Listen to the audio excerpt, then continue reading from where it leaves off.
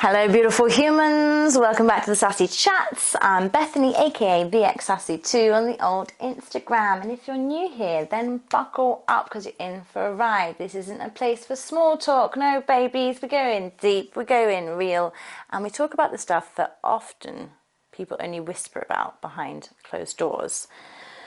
Today's episode is about kissing women. This is one of those conversations that might make you feel uncomfortable.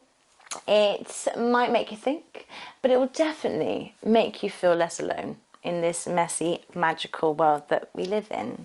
So grab a cup of tea, relax, and tune in for kissing other women and turning the other cheek.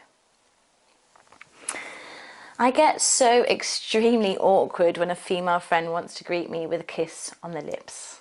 I can see them coming for it, their lips pursed, their mouth coming towards mine, and I feel panic wash across my whole body. Mostly, I'll sharply turn my jaw and give them my cheek, but a few times I've not been quick enough.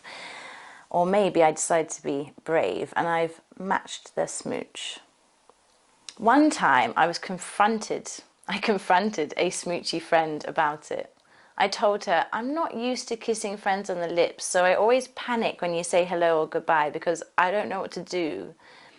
I was in that moment that I realized I needed to give someone my permission before deciding to kiss. And so now she asks, in not so many words, but a more slower facial movement, a moment of eye contact, so I can tell her whether it's a cheek or a lips kind of a day. I saw another one of these kissing friends yesterday at an event. I know this woman far less, but the first time we were introduced, she went straight on in there, lip to lip, without me even having time to tell her my name. I think she felt the rock-solid harshness of my mouth and saw the shock on my face when pulling back because there was a clear moment of embarrassment between us. Since then, I preempt the smooch and dip out of her way, often pulling her into an embrace that forces her head over my shoulder and away from mine. But even this made me recognize how natural a hug is for me.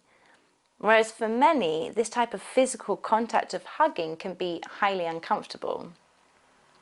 It's taken me years to build a relationship with my own mother and aunt where a hug feels warm and natural and soft, rather than rigid and cold and polite. These different ways which we experience intimacy with friends or family members often don't get discussed, whereas some of us can talk for hours about how we want an intimate lover to touch us. And the hope is that sexual partners are continually practicing conversation about consent regarding touch and affection. But with friendships, sometimes there's a weird, blurry line that goes unspoken.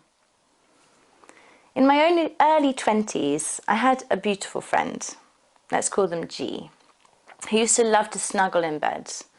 Now, I'm a snuggler. I grew up with 3 sisters, and many of my memories as a child and a teenager involve cuddling each other to sleep and waking up to warm embraces, sharing beds, sofas and back seats of the car. With close friends, I love to have that comfy cuddle. But this particular friend, G, oh baby, she would love to grind a little, her face near my breasts, her legs wrapped around my thigh. Her constant movement felt somewhat more sexual. I tried not to read into it, particularly because I had already raised the erotic nature of her cuddles a year earlier when dry humps were in full swing and I confessed wanting to kiss her. She turned me down that time, so I knew that she had no romantic feelings towards me. But I never managed to tell her that her grinding made me feel uncomfortable. And we never had a conversation about consent for this kind of engagement as friends. It was almost just accepted that this was something G did. So as I sit wondering about my own levels of open intimacy, I wonder how you communicate with your friends and family about being held, hugged and kissed. Do you check in and ask? Do you read the body language? Are you unafraid to explain, this makes me feel a bit awkward, please don't do it ever again? I note that part of my resistance to the kissing on the lip could be internal homophobia. And this is a thought that I'm slowly unpacking. But boundaries are boundaries. And that is what I'm going to lead you on, or leave you on, for today's episode.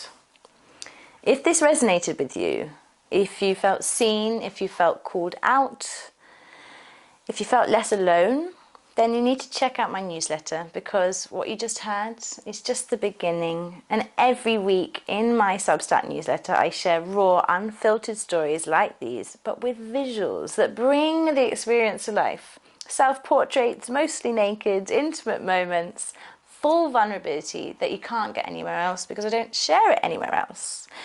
The link is in the description, and trust me, you're going to want to see the bigger picture. If you are loving these conversations, then please hit subscribe on YouTube, follow along on Spotify, or send this to a friend who you know could do with hearing it. Because the more we talk about this stuff, the less power shame has over us. Tomorrow, we're diving into the power of orgies. So you're not going to want to miss it. But in the meantime, stay sassy, my loves. Stay sassy.